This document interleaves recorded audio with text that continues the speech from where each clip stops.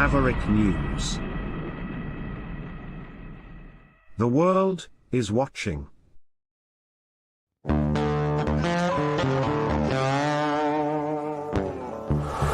In a universe full of ideas, we draw lightness from the dark to a place where opposites attract. Right meets left, positive touches negative, sparking an explosion of truth.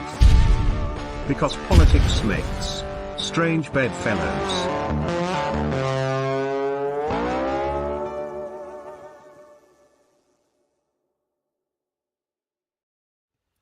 Sirhan,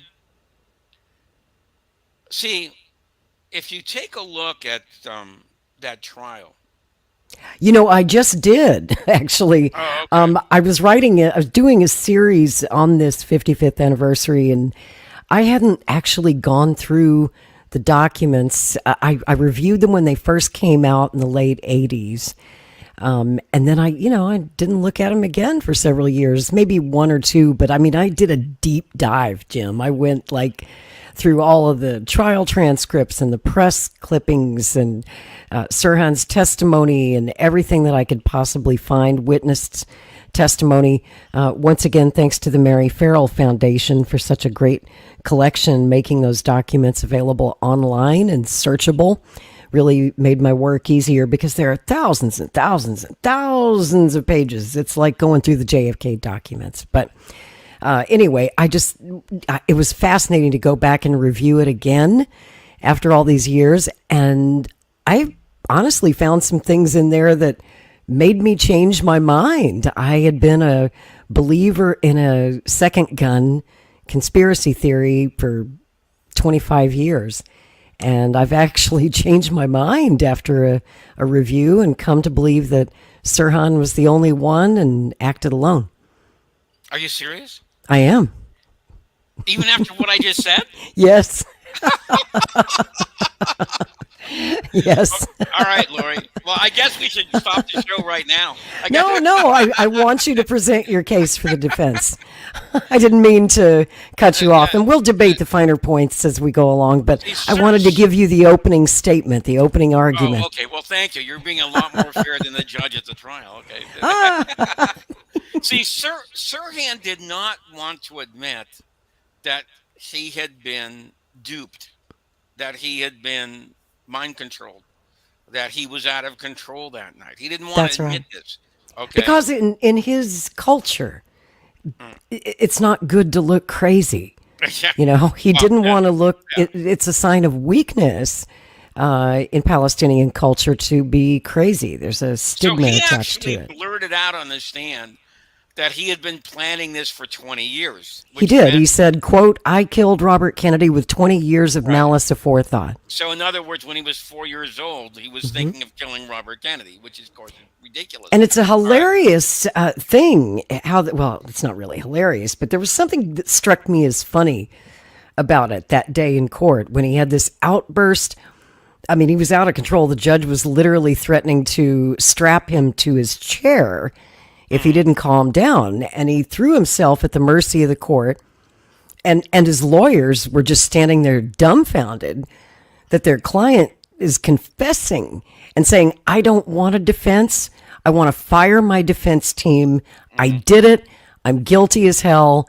I did it because Robert Kennedy supported Israel. You know, fuck that guy. I killed him. I did it. Put me away. Send me to the gas chamber." You know, he just said, "We can do away with this trial right now." And his defense lawyers are over there like, "Sirhan, shut up. Shh. We're trying to get you out, away out." They knew they couldn't get him cleared, right? Well, that was hopeless. They were just trying to save him from the gas chamber. Yeah, not with the kind of defense they were offering, which was next to nothing. Okay? Exactly. You know, but he made these out. The judge, by the way, refused to accept that confession. He insisted that the trial continue and that Sirhan, if he didn't like his lawyers, get some new lawyers. And then he didn't fire his lawyers and he continued with Grant Cooper and basically just let Cooper railroad him. See, that's because nobody wanted another Oswald thing. You know, Oswald didn't get a trial. And what happened with the Warren Commission was a joke. So they were determined to go through with this trial, come Hades or hell water. Okay, and so they That's right. they they decided they were going to go through with It this. was like a public show trial, really. Right, Yeah. right. And so Grant Cooper. Now, this did not come out till a long time afterwards. Okay, um, and in fact, there's two things that did not come out until a long time afterwards. Okay, uh, that Grant Cooper more or less volunteered for this job. And he was also under investigation because of his conduct during the so called Friars The Club Friars Club trial. scandal. Hmm. Right. Okay. Now, what was the Friars Club? That was a very exclusive, high class, celebrity kind of a club in the LA area. I think Jack Benny was a member, and these All kinds the of people. greats were in the Friars Club. Right. Okay. And they used to arrange games of poker, okay, at the Friars Club. Well, guess what? If you can believe it, Johnny Rosselli was a member of the Friars Club. Okay. Hmm. In other words, this gangster who had been associated, with Sam Giancana, and Santo Trafficante, etc. All right, and was involved with the plots to kill Fidel Castro as he was being recruited by the CIA, who was actually down there at JM Wave, the big CIA base in Hmm. southern Florida, Miami. okay, with his buddy Bill Harvey, and sending teams of Cuban exiles across the Florida Straits into Cuba. This guy is a member of the Friars Club. Okay. And so obviously, if somebody like that is allowed to get in there with all these rich celebrities, they're going to try and do some subterfuge to get some money because that's how they make money. Okay. Of Is by, course. by cheating. All right. And so this is what happened. Johnny Rosselli rigged the card games Right. at the Friars Club. I think he did it And with got either, caught. was it a camera or a peephole he had I in think it the was a ceiling? camera. Okay, right. Yeah. Okay. They're And watching they the cards. right and he Hmm. they would relay what was in the other guy's hand. So well, Right. obviously, if you know what the other guy's got, you're not going to lose very many games. House Okay? always wins. All right. And so And what's remarkable is that they actually got caught and prosecuted right. because usually the authorities in LA look the other way at this sort of thing. But Yes. for whatever reason, that one was actually prosecuted. Well, probably because Rosselli had something to do with it. Okay. Hmm. And so what happened is that Grant Cooper was one of the attorneys in the defense of that case. And he got caught stealing grand jury testimony. Okay. Which, if you don't understand, grand juries are supposed to be totally, they're not, grand juries is the indicting kind of part of a trial. What they call the petite jury is Hmm. the actual, uh, they adjudicate guilt or innocence. All right. And grand jury testimony is not supposed to be seen by anybody. Okay. All right. And so Grant Cooper got caught. Okay. And this is what so many people find so compromising Right. about Sirhan's defense is that at the same time he's defending Sirhan, he's also involved with this Friars Club thing, and he's under investigation. He could get busted. Worst case scenario, he'd get Disbarred. disbarred. Right, Hmm. exactly. All right. Well, don't think that the people running the trial didn't know this because they did know this. Of Okay. course. All right. They did know this and they talked about it. All right. All right. Because when I used to know Larry Teeter, who was one of Ah, Sirhan's one of attorneys, Sirhan's lawyers, passed right? away years Later, ago. in later years. Yeah. And he actually showed me the documents in which the whole team running the trial against Sirhan was well aware of the whole Rosselli thing. Hmm. Okay. You know, uh, now let me ask you this question. If you're well aware of this, why did you ever let him take the case to begin with? I mean, why, isn't That there, is the question. yeah, why would you do something like that? And I Hmm. don't think there's an innocent answer. Yeah. Right. So at the end, what Because the happened? case quietly went away. That investigation went away after the Sirhan trial, Cooper did right? not get disbarred. Cooper Right. did not even get I don't even think there was a disciplinary action. It was You know what just he had all to do? forgotten. He had to pay $1,000 fine. That's That it. was it. Yeah. It was a That fine. was it. For a high class attorney like Grant Cooper, that was the Nothing. best solution that you could come up with is Sure. paying $1,000 fine. Okay. So that's why so many Mm. people suspect that there was as they say, quid pro quo, whatever you want to call it. Mhm. Okay. That's how Cooper got into this case. All right. And just to clarify for our listeners who don't know the case as intimately as we do, Grant Cooper was the lead attorney Yes, he for was. Sirhan. And now, of course, Sirhan had an entire team of attorneys. And uh, one of the attorneys, he had a couple of attorneys actually on his team who were leading Arab American lawyers who fought for the civil rights of Arab Americans. They were there on the defense team basically to make sure that Sirhan didn't get railroaded, and that he did get a fair trial. Like what's his name, Abdin Jabara, very famous civil rights attorney for Arab causes, and he's a personal friend of Sirhan's to this day. That's some of the papers I went through recently for my report. I wanted to look at papers from that's available now. It's open to the public. He donated his papers to a university archive, and I'd never actually looked at those before.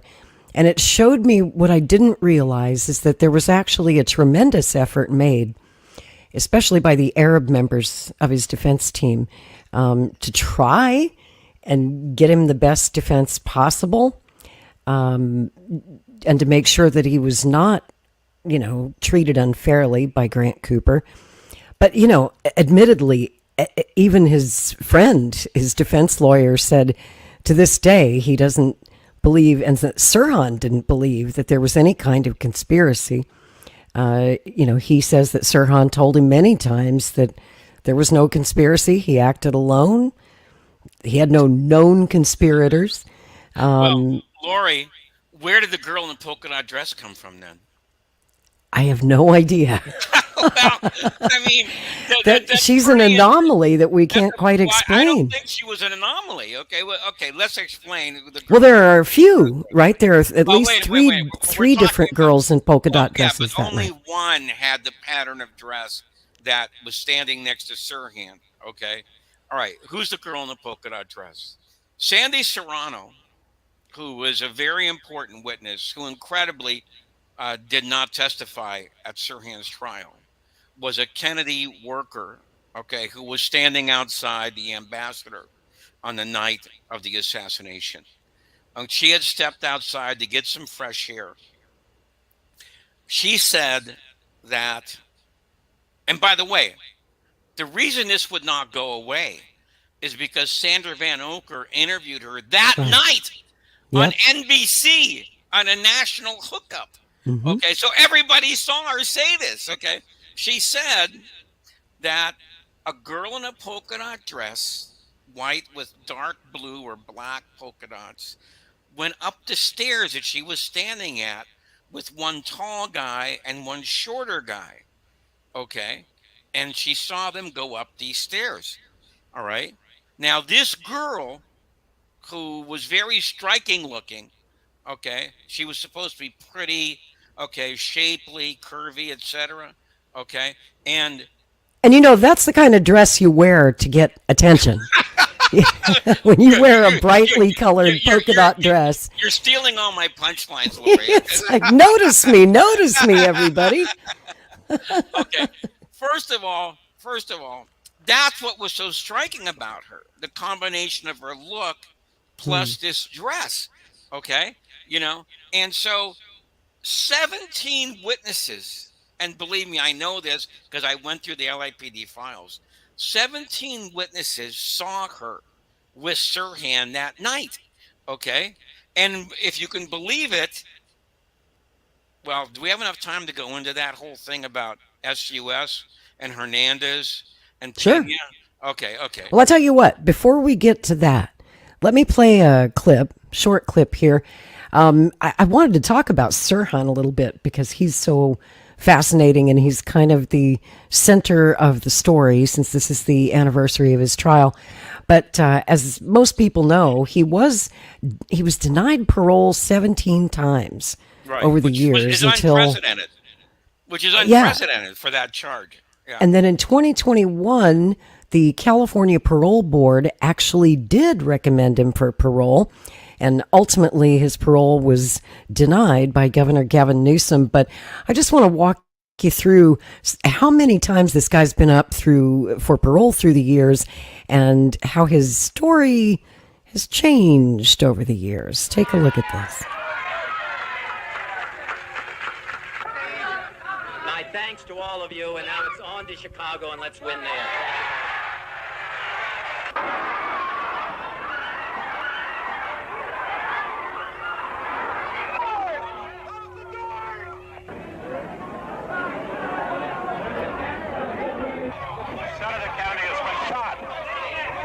The alleged assassin, Sirhan Sirhan, was wrestled away by police. Sirhan Sirhan was arrested that night and tried for murder.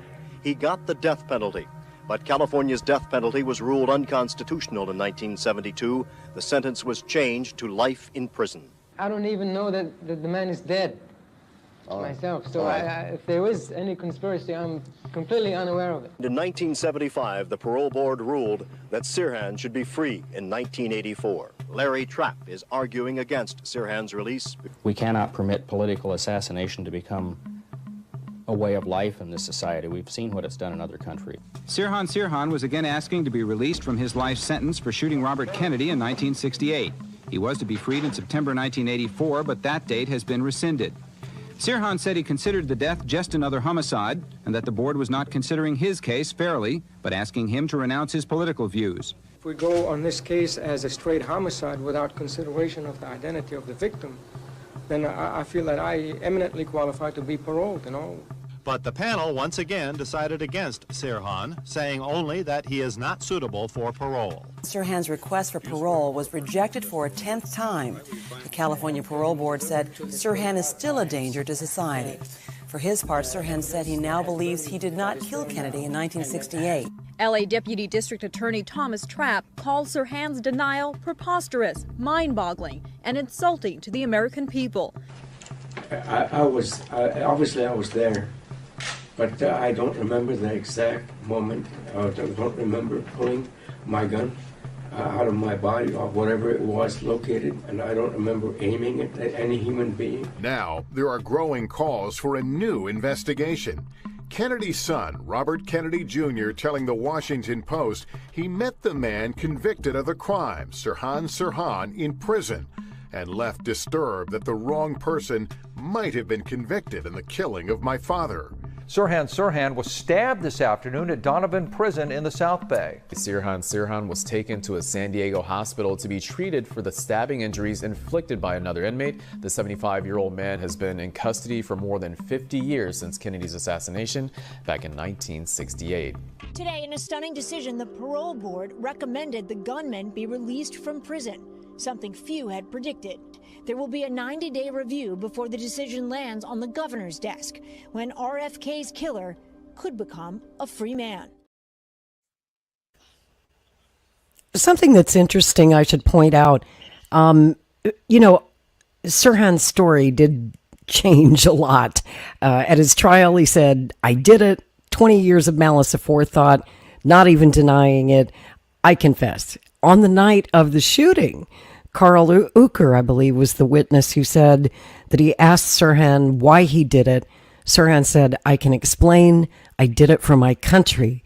I love my country. He was referring to Palestine, and he was heated at Kennedy over his support for Israel and his support to sell 50 Phantom jets to the Israelis. He did do it on the 1-year anniversary of the 1967 Six-Day War between Israel and the Arab nations. So, that when they talk about how one of the reasons that they denied him parole was that he refused to renounce his political beliefs, right? Which he shouldn't have to do. It's his right to hold those beliefs, and he came by them honestly. I should, remind everybody he was from Jerusalem. He went through the 1948 Arab-Israeli War. His family suffered terribly in that conflict in what they call the Nakba. They were displaced, had to move to Jordan. He lost a brother, his older brother Munir, when he was young. He saw the bombing of the Damascus Gate. He saw carnage and people disemboweled by bombs. And he was like 4 years old when he went through all of this, right? So he had all this trauma. So my point is, the California Parole Board in 2021, when they did finally approve Sirhan for parole, they didn't do it because any new evidence had come forward. It was not an evidentiary decision. It was because of a new law that had been passed by the California state legislature, requiring parole boards to look at things like, and these were factors they'd never considered in the past. The new law said they had to consider things like age, health, and childhood trauma. And it was that swayed their decision. They understood Sirhan's reasons for being so politically radicalized and for doing what he did. So that was the actual reason for the recommendation for parole. And then it went up to Gavin Newsom. Gavin Newsom, the governor. It goes to his desk, and he deliberated for quite some time before making a decision. And when he said no, when he denied the parole, he was asked why. And he said the reason, of course, he claims that Robert Kennedy was his hero. And so the case meant a lot to him personally. But the reason he denied it was he actually made a trip up to Sacramento, where the archives are, the California State Archives, and he made a point to review the evidence himself. He sat down, spent like a week going through it all, we're told. And I don't know, have you ever been to the archives and looked at the Robert Kennedy collection, Jim? No, I've never been there, but I know people who have. Yeah, I went there, but it was like 25 years ago to do research. I haven't been back to the archive since, but it is fascinating. And most people, the thing about the Robert Kennedy case, as far as I know, outside of the Mary Farrell Foundation, the documents are not available online. The California State Archives, for whatever reason, has not digitized the archives. So if you want to look at the stuff, you literally have to travel to Sacramento. So I'm going to take you inside the archives, give you a look at some of the key artifacts and the key documents in the case that you can't see anywhere else unless you drive to California. Look, this is it. Tonight we take a walk back in time. 3 bullets fired into Robert F. Kennedy in Los Angeles in 1968. The night that he won the California primary changed the course of history. Now his convicted killer, Sirhan Sirhan, is awaiting a decision from Governor Newsom as to whether he will be paroled after parole commissioners gave their okay. While everyone waits, Bill Schuman was granted extraordinary access to what's called the assassination collection as preserved by the state of California. He joins us live now from downtown LA near what used to be the Ambassador Hotel. That's right. Now the Robert F. Kennedy Community School Complex. Los Angeles has seen so many huge moments in history, Alex and Marla. Some good, some bad. None bigger, though, than what happened here in 1968. And it was just an extraordinary morning that we spent in Sacramento going through the evidence, the life of Sirhan Sirhan. It's an historical treasure filling parts of 6 floors inside the Secretary of State's office building in Sacramento. It's the State of California Archives. Established way back in 1850, it's now run by Tamara Martin. I think it's my dream job. It's an amazing experience. I feel very fortunate to come here every day, and I think just being able to experience history and really providing public access to it. Fox 11 got special access to what has to be the most unusual items stored here.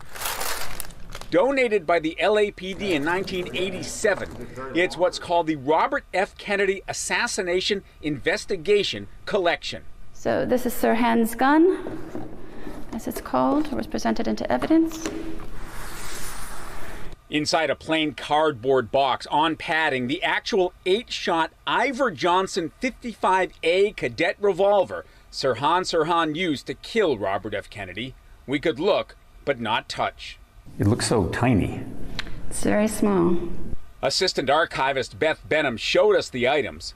The gun, the bullet fragments stored in baggies, one tiny one in a test tube, all taken from Kennedy's body and the 5 others wounded that night. Yes, these came out of people's bodies. We saw the 8 small spent casings discolored by age from Sirhan's gun. And through it all, an armed CHP officer watching. Why? It's required by the rules, since there was a firearm in the exhibit. In fact, the entire assassination collection is kept apart from most of the other 350 million items inside what's called the high security vault. While we were allowed broad access to the entire collection, our camera was not allowed here. This video provided by the state. It's standard protocol for the priceless items. What's the reaction when people see that Kennedy collection, typically? I think typically there's a lot of surprise and shock. Shock and surprise over Just the materials being here, and also just due to the graphic nature of some of the items contained within the collection. Kennedy hospital sheet. Like the sheets from RFK's hospital deathbed, folded, sealed in plastic. You can still see sweat stains on the collar. The actual clothing the convicted killer wore that night also wrapped up. Mugshots. Photo booth snapshots of Sirhan as a young man in the San Gabriel Valley. And booking photos from the night of his arrest, 5'5", 120 pounds, 24 years old. Even examples of Sirhan's own writing found in his house presented at trial. So this is an actual page from his notebook? It's a photograph of it, yes. Take a look at the line, Robert F. Kennedy must be assassinated. We now switch live to the Kennedy headquarters in the Ambassador Hotel, where the senator is expected to make a statement. KTTV covered the senator that terrible night, June 4th, 1968, a victory speech at LA's Ambassador Hotel after winning the California primary. My thanks to all of you, and now it's on to Chicago, and let's win there. Thank you very much. Seconds later, Kennedy lay dying on the floor of the hotel's pantry. Sirhan later convicted of firing the 3 shots that hit him. With that revolver, his brother actually purchased from a neighbor for $25. There is, of course, renewed interest in the case now that Sirhan, 77, was granted parole by 2 commissioners back in August after 15 previous denials. I think it's very important to preserve all of these materials and all of this evidence because history, too, has its claims. And people will want to look at this over the years. USC political science professor Bob Schrum, a 25-year-old Harvard law student when Robert Kennedy was killed, later a longtime Democratic political consultant who worked for Kennedy's brother Ted. He's still close to the family, adamantly opposes parole. We spoke as I was preparing to visit the archives. What would it be like for you to be in that room with all that trial evidence and exhibits? Well, it would bring back all the pain and all the memories. I think Sirhan Sirhan didn't just murder one man, he murdered the best hopes of a generation. There's nothing that can undo it, but that doesn't mean that the person who did it should be let out of jail. Yes, all the pain, the memories. Governor Newsom spoke of something similar when he told me of the messages he's received since the parole board's decision. The stories, the emails and text messages I've gotten from people aren't just giving an opinion about yes or no. They're expressing their memories of that time. Memories preserved forever here in Sacramento. Meantime, the key question remains. Will Sirhan ever actually get out? That's a fair question. His parole is still under legal review. If approved, then a decision for the governor, who said Robert Kennedy was a hero of his, so draw your own inference. The process has to unfold. It has to come to me formally. If I get in the middle of a process with just two people recommending the full board and adjudicate, I could put that entire process at risk. Well, Alex and Marla, Bob Shrum and others who are familiar with Governor Newsom's thinking, his respect for Robert F. Kennedy, would be shocked if he approved Sirhan Sirhan's parole at the age of 77. But it is possible. If he does get out, I'm told that he plans to live with his brother, who still has a home in the Pasadena area. As for the state archives, normally they're open to the public, but not now because of COVID. But under normal circumstances, anybody could make a request and have access to some of the incredibly rare and important exhibits. Of course, the Kennedy assassination investigation collection, the most unusual there in Sacramento. Alex, Marla? In terms of a timeline, Phil, and by the way, that was all extremely fascinating. How soon would that legal review come to an end and the governor's decision happen? They have until the end of December. They don't have to take all that time, and then the governor has a period of time to review it. So it could happen in December or January, if not sooner. And just to underscore Phil's point, I mean, RFK is the political hero for Gavin Newsom. He has one picture of one politician in his office. It is RFK and his father, who was a judge at the time. He is his guiding light. So that does tell you something. It would be shocking if he approved that. But Phil, I'm just wondering on a human level, what was it like being in that room and seeing all that stuff? It must have been quite something. It was chilling. It was chilling to see that revolver on the table in front of us, and it was tiny. Your hand would dwarf it. To see that, the bullet fragments, to see a bullet fragment that was in Robert F. Kennedy's body, the shell casings, to read Sirhan's writings, Robert F. Kennedy must die, must be assassinated by June 5th. Remember, he now claims he has no memory of the assassination, though he confessed to it at trial. It was chilling. It was also it was rewarding to see that it was preserved with such care for future generations. Interesting, some things have disappeared. RFK's clothing. We were originally told that the DA's office had it, the police department had it. No, it was sent to the archives. It wasn't there. Then we're told it may have been sent to his family at some point.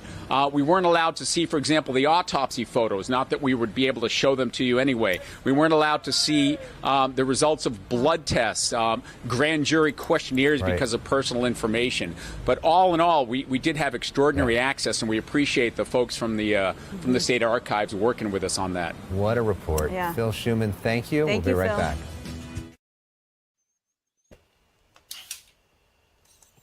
So, yeah, it was kind of a cool look inside the archives that most Americans have never seen those items. And it is stunning that it was just a little .22, right? I mean, I love firearms. So, I mean, a little .22, that's a pea shooter.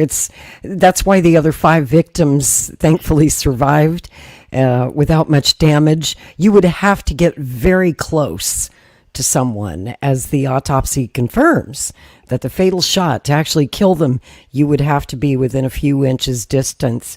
And, it all comes down to, I think, the big question we've never been able to make the ballistics match the autopsy report. And that's why I'm still open, Jim, to being persuaded that there was a second gun, even though you would think after all these years, might have been able to prove that by now. We've never actually been able to prove it.